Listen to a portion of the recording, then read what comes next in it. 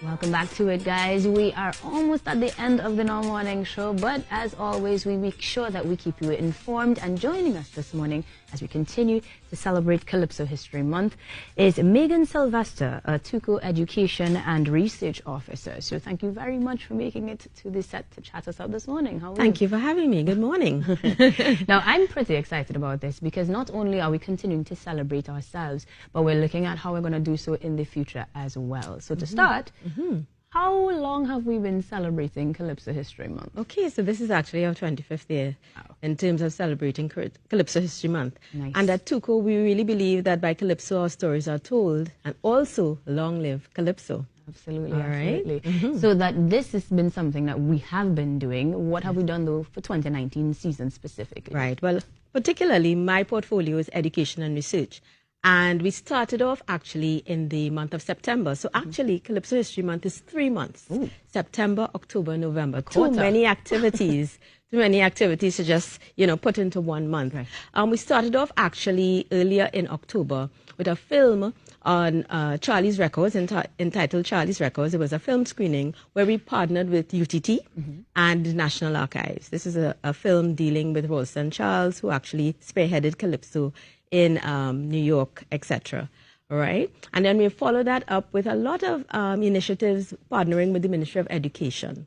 In particular, a primary school Calypso quiz, starting in Calypso History Month and going all the way up to January, right before Carnival, to end there. Then we also had some secondary school workshops, which are still continuing, actually. We've been going across the nation, east, west, north, south, and Tobago. To ensure that the students within the secondary school system are actually involved in what we are doing. The theme this year actually is gender, youth, and Calypso. Oh, beautiful. All right. And then we've also been going to the public libraries. We went to the Arima Library in particular, and we're supposed to go to the Scarborough Library later on in November. Yeah, and we've also had some public engagement sessions where we're actually reaching out to members of the public, dealing with issues of Calypso production, music metadata and management, and copywriting and neighboring rights. Wow, that is a lot, and I can definitely see why you would want to use 3 months more. So. Definitely. So as much as we will come back to the school, because secondary and primary are being approached, the community is very interesting because then you have the opportunity to meet the perhaps unknown artists or the persons who are simply interested in making sure that they support artists where we're talking about copyright and thereof. Definitely. So what was that experience like?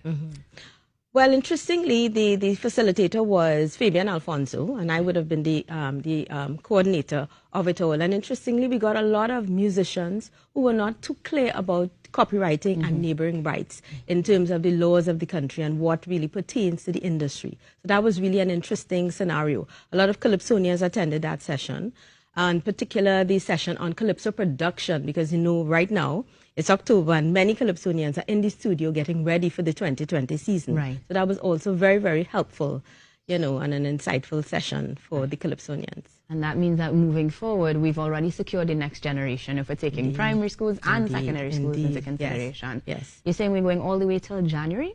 Yes, for the primary school Calypso quiz, because we're starting it, we're launching it in Calypso History Month, or in October, of course, and to go on. Yeah? Yes. In that case, we've got it covered. Yes. Calypso's history is secure. And in that case, thank you very much for joining us and for informing us. Of course, if we wanted to find more information, where could we head to? A website, perhaps a number? Definitely. No, we can actually go to the TUCO Facebook page, and we also have an Instagram page, TUCO Official. Yes? Okay, great. And on that note, we will wrap things up right here.